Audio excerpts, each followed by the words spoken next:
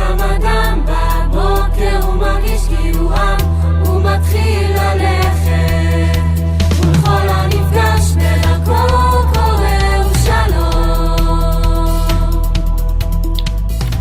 Chag Sameach to all. As we prepare to celebrate Shavuot, we remember Matan Torah, the giving of the Torah. And with that, all the Mitzvot, all the commandments, everything we're supposed to do, the beginnings of our history. I wanted to take a piece with which many of you are somewhat familiar. Because of that, I thought it would not be overly difficult. There would be work, there would be learning, but it wouldn't be overly difficult, it would be graspable. And I was excited about it. I thought about this topic a year ago. I put it in my calendar last summer. It's graspable. It is overly difficult. The only simple thing in this topic is the starting point. After that, it is almost a brawl amongst the medieval scholars. Well, let's go to the starting point. And it's a simple starting point. It is a pop quiz, and you are being graded. How many mitzvot are in the Torah? Raise hands. Good. Hopefully, you all said 613.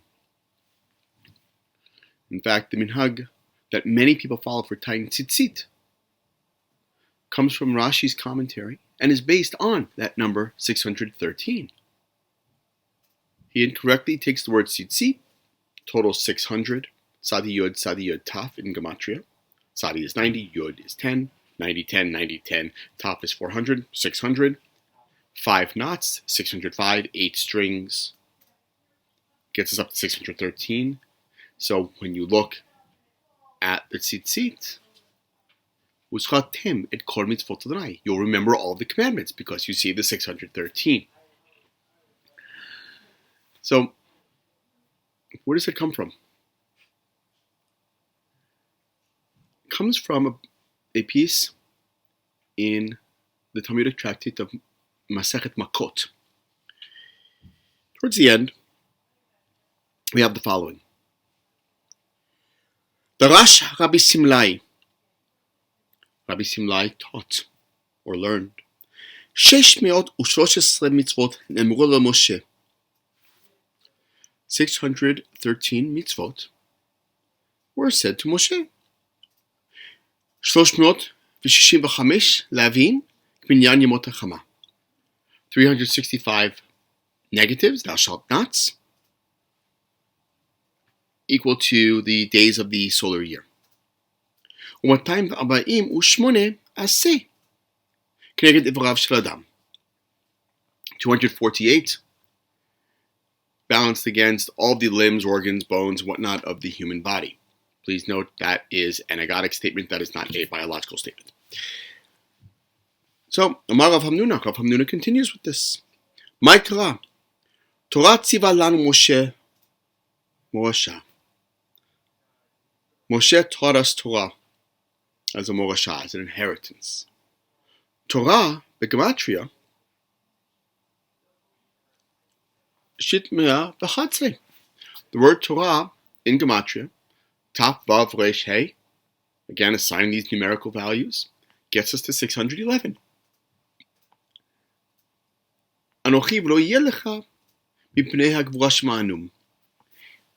The first two mitzvot of the Decalogue of Aseret HaDibrot, which we read Shavuot morning, were spoken by God. So the 611 that Moshe taught us, plus the two spoken by God, 613. That is how we get 613 mitzvot. And it's all downhill from there. That's the only easy part. Now, I want to state, first of all, that looking at the language of the Talmud, it is clear that, in the words of Monty Python, this number 613, it is not meant to be taken literally. The opening word, in fact, darash, proves it. We seem like either learned or taught. That's not the language of halakha, that's the language of midrash. As well, that piece where Rabbi Simlai started continues. And different rabbis come and say, no, it's not 613. Really, we need to be focused on 6 or 1 or whatever. So they take it and reduce it from that 613 all the way down to 1. Now, please note that in reducing it to 1, I'm not going to tell you what it is. In no way does this mean that we can get rid of our multiple sets of dishes. In no way does this mean that we can put our tefillin away. The rabbis in the series of drashot did not intend that in any way. So please do not misinterpret them. In the, after that piece from the Talmud, early 3rd century, give or take, we find about a 500-year period. In that 500-year period, our text goes from this literary device to a literal device. 613, 6, 1, whatever. No, 613. I don't know how that happens. Since then, no fewer than 6, 7 countings. Some are full countings. Some are partial, dealing only with the mitzvot presently in effect. And again, 250 years from the close of the Talmud to the publication of the first book of Mitzvot, and 475 from this little statement in the Talmud, approximately. Now, I had mentioned that you still have to keep all of your dishes. Just because we got it down to 1 mitzvah, you still have to keep your dishes, you still got to put your tefillin. And we're going to start with the dishes. That's right. The Torah commands us 3 separate times. Lo tivashel gedi b'chalev imo. You shall not seethe a calf in its mother's milk. So, we turn to the Rambam, and we see in his mitzvot lo taseh, the commandments that things we're not allowed to do, he writes that we only have 2 mitzvot here. He writes that you should, again, always mark your spot. He writes, Hisrano me'achol basar b'chalav. Remember now, the Torah says this 3 times. That we're warned not to eat basar b'chalav, meat and milk together. Second time, Hisrano me'achol basar, Hisrano me'levashel basar b'chalav. And we're warned not to cook them together. Okay, nothing about dishes there, by the way. So, 3 times the Torah says this, but only twice does it have an impact. According to the Rambam, Sefer HaChinuch also treats it only as 2 mitzvot. Rashi, in his commentary on the Torah, says differently. He says that it's 3 times, once in Pashat Mishpatim, once in Pashat Kitisa, and once in Pashat Tera'eh. And he says that it's written in 3 different places. Echad le'isur achila, ve'echad le'isur hana'ah, ve'echad le'isur bishul. That once is forbidden to eat, once forbidden to derive any benefit, and once forbidden to cook together. So right there, we have a problem. Is it 2 mitzvot or is it 3? Okay.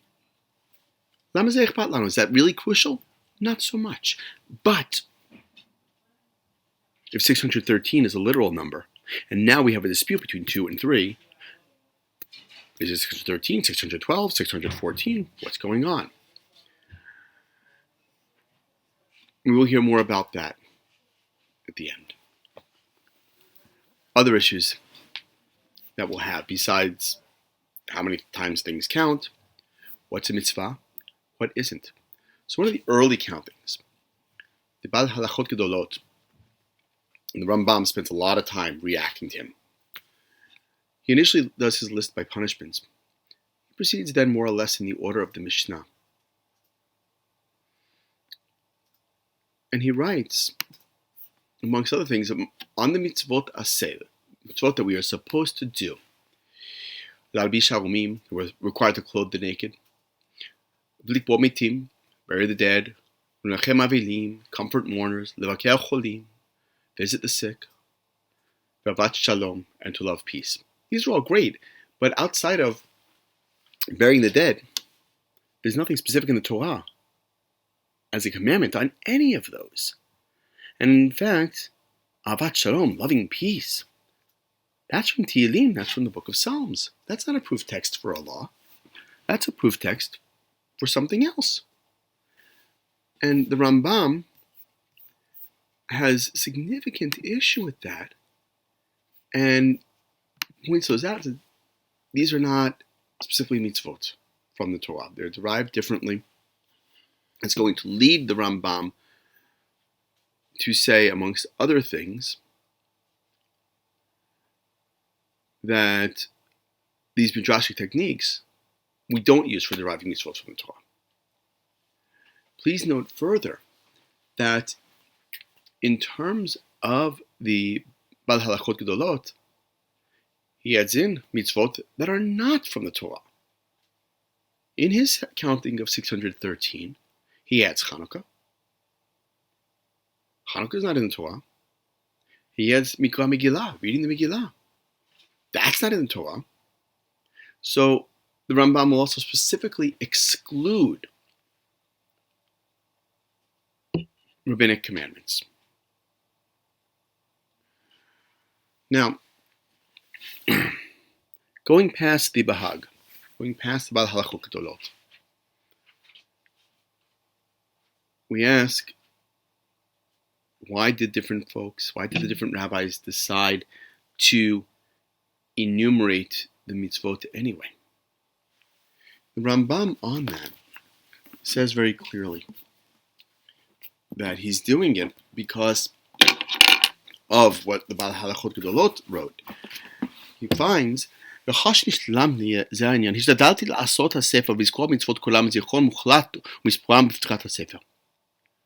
want to list the mitzvot clearly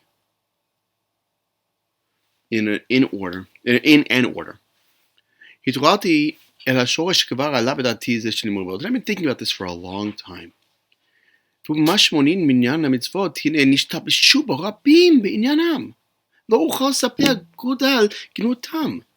That many people erred greatly.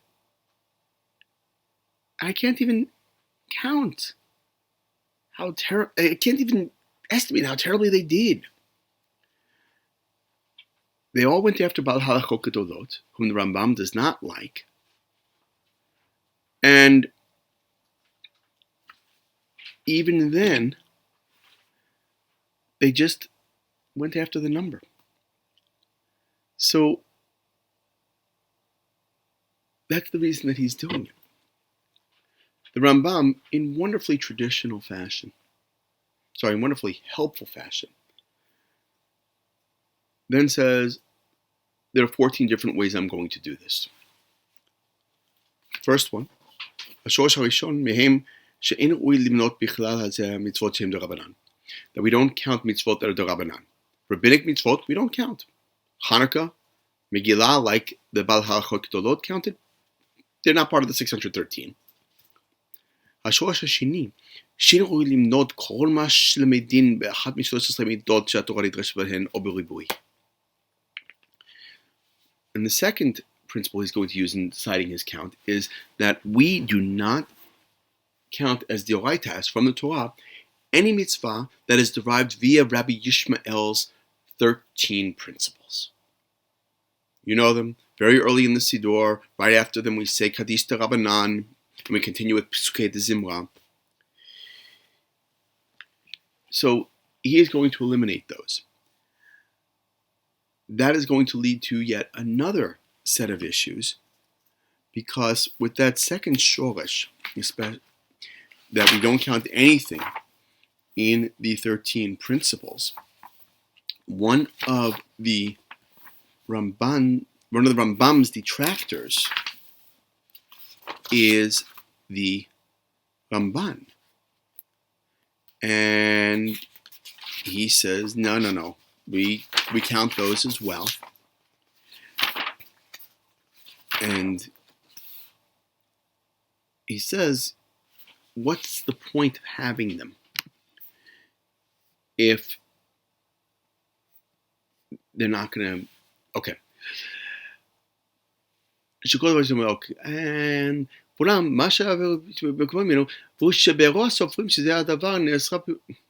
and that's not the right spot. It's close though. Okay. שנאמר כי אין המידות הנדרשות מקובלות מסיני ולא יצטרכו לדרוש ולפרש בהן את התורה, אם כן, הרי הן בלתי אמיתיות. So why do we have them? If we're going to say they don't do anything, they have no value to us. And then he's going to point out later on in his commentary that there are times that the Rambam relies on them. Remember when I said that, not from the mitzvot and not from expanding on them, from extrapolating from them. And so, the Rambam in Mitzvot Lo Taseh, the Thou Shalt Nots, number 287, says, Hizhir hadayan shelo lekabel edut hakrovim ksatam al ksatam. That relatives are not allowed to testify against each other. As the text says, that parents shall not be executed for the sins of their children. So the Midrash then comes and says, Shorim tu avot ba'adut banim uvanim ba'adut avot. That parents will not be put to death because of the testimony. That's in the word testimony. The Midrash adds in the word testimony. Parents will not be put to death based on the testimony of their children. Children will not be put to death based on the testimony of their parents. So, right there, the text expands beyond just what's said. It's any relative now. It'll eventually end up as any relative. And as well, we've added in testimony. I think part of the issue with that, by the way, is that in ancient times, parents could be executed for the sins of their children, and, vice versa. So, the Ramban points out that,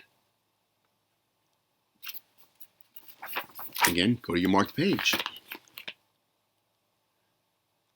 that this works off of that ribui, that he's expanding on the text using a rabbinic technique and still calling it deoraita. So we're not exactly sure, the Ramban is not sure, how this shorish is supposed to work. And again, if there are commandments that are included because of it in the Ramban's mind and excluded because of the Rambam's mind, the numbers are just going to be all over the place. We're with 613, not there anymore.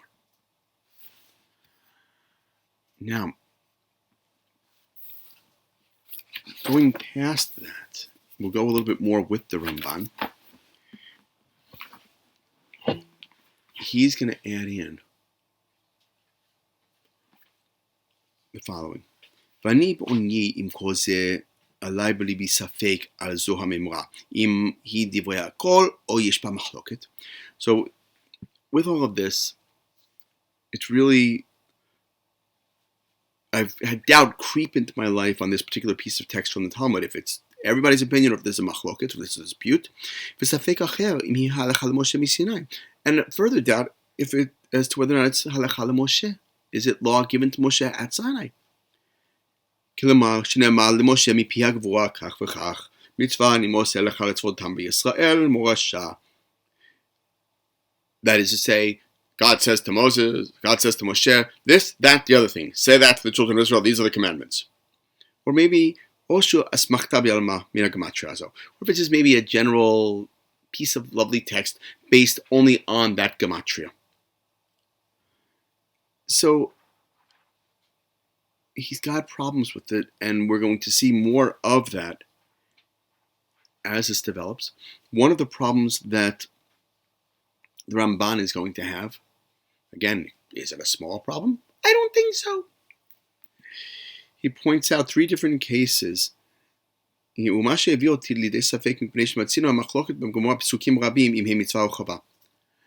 find multiple cases in the Torah, in the Talmud, where on a pasuk, on a verse, is it a mitzvah, is it a commandment, or is it lashut, or is it optional? And then he brings 3 cases of disputes between Rabbi Yishmael and Rabbi Akiva. And Rabbi Akiva is saying in each case, chova, obligated. Okay, if it's obligated, it's a mitzvah. If it's reshut, if it's optional, it's not. Okay, if it's not, then we need to find 3 others very quickly. Otherwise, it's not 613. We're down to 610. And moving on a little bit, so the Ramban, he just doesn't like this. He finds it's going to be too exact a number to be exact in getting to it. We move on. But wait, there's more. We're going to also see questions on how many commandments one thing might be. So we look now at, again, at the Rambam, and also at Sefer HaChinuch. The Chinuch is one of the later commentaries, one of the ones that I really happen to like. Read a little bit from him many mornings during Minyan when I have finished my davening and people haven't caught up to me. And with the Chinuch, with the Rambam, on something basic for us, Mitzvot say, the thou shalts, dealing with Kriyat Shema. Kriyat Shema, that should be an easy one, right? Well, maybe not so much. So, Mitzvah Yud, from the Rambam, Mitzvah Yud, היא שציוונו לקרוא קריאת שמע ערבית ושחרית, והוא אמרו ודיברת פעם. Because we're supposed to say it evening, morning. Because it says, ודיברת פעם. You shall speak of these. And the rest of the pasuk, when you lie down at night, when you rise up in the morning, at the end of the pasuk. And the Rambam, Maimonides, counts that as one mitzvah. However, the Ramban notes it as 2. How so? Says, שני מצוות אינן מעכבות זה עוד זו, וזמנה של זו לא זמנה של זו. That saying Shema in the morning is not at all connected to saying Shema in the evening. They're 2 separate matters. The times are different, the requirements are different. If you miss it in the morning, you're still required to say it in the evening. If you miss it in the evening, you're still required to say it in the next morning. They're not connected to each other, so the Ramban would count these as 2, whereas Rambam counts them only as 1. The Chinuch, in his presentation of the mitzvot, says, points out that, we've got to say Shema every day. And then, finishes off at the end with Shema. והרב רבינו משה בן נחמן, זכרו לברכה, מנה ב8 מצוות קריאת שמע ביום מצווה אחת ולא למצווה אחרת. So the Ramban counts them as 2 separate mitzvot, even though Rambam only counts them as 1, because the times are different and they're not dependent on each other. One does not get rid of the obligation of the other. The chinuch tends to lean towards the Rambam, although he is very respectful of the Ramban. He lists this as one mitzvah, not as two. Now, I'll add in one other concern. We're talking right now about a mitzvah. Is it 1, 2?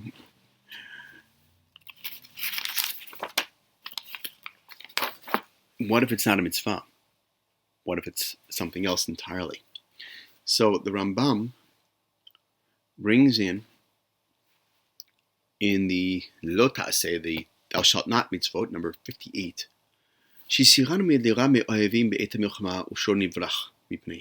that we are commanded not to be afraid of our enemies when we go to war, and that we should not run away from them. Yeah. The Ramban responds to this. What does he say? He says that Zo haftacha v'lo mitzvah. This is a promise. Do everything else right, you won't be afraid of them. It's a promise, though, not a mitzvah. Okay, we've removed something from one count that still exists in somebody else's. Which one is, more mitzvah or less mitzvah? I'm not getting into that. But it again renders the count just about impossible to do.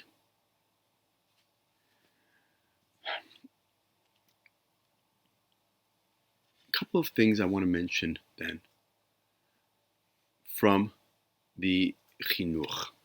Then we'll finish this up for the day. The chinuch, when he starts his whole process, he gives a little bit of a letter beforehand. He says, 613. Wow, that's a lot. But he finishes. אבל אותם מצוות שחייבים בהן כל אדם מישראל מבלי שיתחדש פה סיבה בעולם הן בין כולם 270. Really only about 270 that we have to do. Then he reduces it a little bit more. We keep in mind also from the chinuch, there are certain mitzvot that may or may not be binding on us at given points. So, for example, he points out that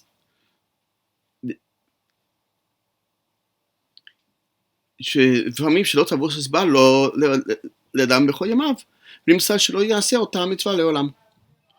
Okay, כגון מצוות נתינת שכר ביומו. That there are mitzvot that you may never be obligated in because they require certain conditions. And it specifically mentions hiring a contractor. If you don't hire a contractor, Torah says you hire a contractor. You pay him, at the end of the day. Pay her at the end of the day. If you don't hire a contractor, that mitzvah is not obligatory on you. Rav Jen, my spouse, she is a firstborn. Her father was not obligated in Pidyon Ben because that's only for a firstborn son. Plus, her mother is Bat Kohen, that's another issue. But this many mitzvot have to require conditions in order for them to be in effect. We are required to dwell in a sukkah. And here I am saying that as we are celebrating Shavuot. There's no sukkah during Shavuot. We have a sukkah during Sukkot. So that the conditions required for fulfilling that mitzvah were all required, but it's a limited set of conditions. So the chinuch points that out. The other thing that the chinuch points out at the end, that we're supposed to read the parasha with the congregation every week, and the fact that I'm doing this on the computer right now is in part because we've not been able to. And he writes, תרי"ג המצוות שבספר מפוזרות בתוכו, הנה והנה, בתוך סיפורים אחרים, because the mitzvot are scattered hither, thither, and yon throughout the Torah, and אולי ייתן ליבו הקורא בסדר לתומו לראות כמה מצוות קרה באותו שבוע. Somebody who's reading and following along might not be able to follow through. might not make it to the end, might not see all of the mitzvot, might not learn them all each week. And will not rush to go and do them. Therefore, so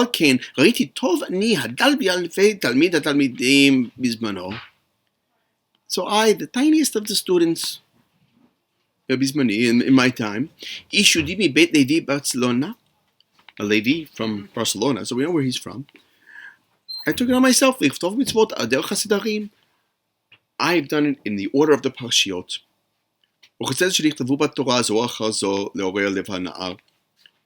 As written in Torah, one after another, to arouse the heart of the youth. Bini, his son, many of the mitzvot, as you read the Chiduch, he writes, Ve'ata bini, listen up, my son. So I wrote it out for my kids so they can study each week. To set them on the path of truth and purity. Rough translation. And he writes elsewhere that they shouldn't be out wandering the streets all the time. I agree with that. And so he writes in order of the Parshiot, clear language, gives his sources. It's wonderful.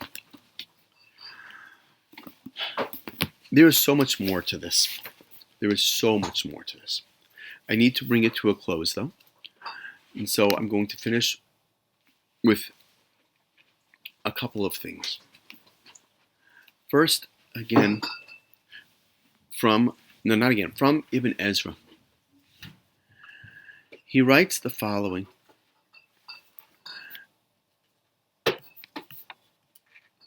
He writes, להזכיר דבר הכלל קודם שאדבר על המצוות בעבור שראיתי כמה חכמים סופרים 613 מצוות על דרכים רבים. I needed to write this out because I see people counting out these 613 mitzvot in numerous ways. Remember, I mentioned dishes earlier. יש מהם שספר בישול גדי פעם אחת, ויש שספרו בשלוש מצוות, כנגד שנכתב שלוש פעמים. So there were some who mentioned this whole idea of not seething a calf in its mother's milk. Remember, Rashi counts it as 3 mitzvot because it's written in Torah 3 times. Others only count it as 1, even though it's written 3 times. ויש מי שיספור הכללים והפרטים, ויש שסופרים פעם הכללים לבדם ופעם הפרטים לבדם. There are some who count the generalities or the specifics or both. ויש שסופרים מצווה אחת שבאתי בשתי לשונות וטעם אחד. There are some who will list mitzvah, one mitzvah, but they'll list it twice because it came in two different ways of speaking. And he finishes off towards the end of what he writes the following. Okay. There we go.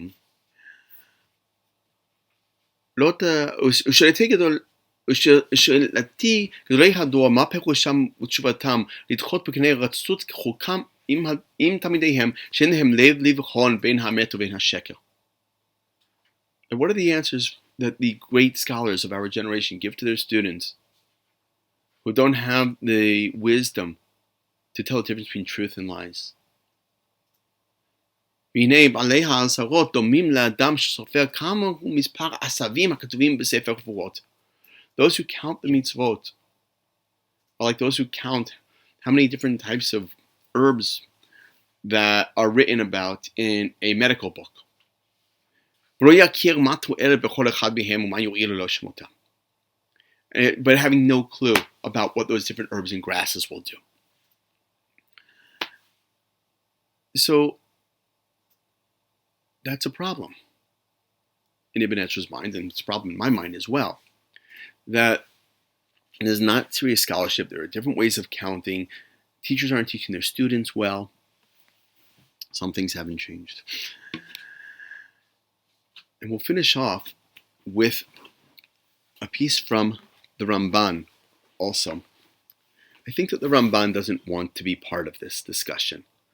We've heard what happens if one rabbi says it's obligated, another says it's it's permitted but not obligated. How do we get the count? I think he's not comfortable with this number 613 being literal. He writes the following. וזה אשר ראינו לכתוב בעניין חשבון המצוות אשר נתעוררו בו בעל ההלכות והרב וזולתם מגוני הדורות. So this is what we saw fit to write regarding the counting of the mitzvot, that the Baal Halachot Gdolot and the Rambam felt, as well as others, felt the need to mention. וכתב במחלוקותיהם כפי הנראה אלינו במיעוט הפנאי ורוב הטרדות בצוק העיתים. And we note their disputes. ובאמת שחשבון המצוות הוא דבר אשר אני חושד בו את כולנו. Truly, the counting of the mitzvot is something on which I suspect all of us of being wrong. ומניח ביור אמיתתו במחשבתי למי שהניחו לו כל הספקות. And I think it's best left in someone who can deal with all of these doubts at once. So, folks, as we commemorate Matan Torah, the giving of the Torah, we know how many mitzvot are in it. There are 613 mitzvot in the Torah. And some of them we have to do, some of them we don't. Do we like the Chinuch? Do we like the Rambam? Do we like the Ramban? Yes, we do. We like them all. And the Chinuch refers to the Rambam and the Ramban as Harim Gavohim, great mountains, and he's trying to walk between them. But the number 613, it's literary. It's not literal. Let's not get too caught up in it. Chag Sameach, and may the best of the holiday be yours. בוקר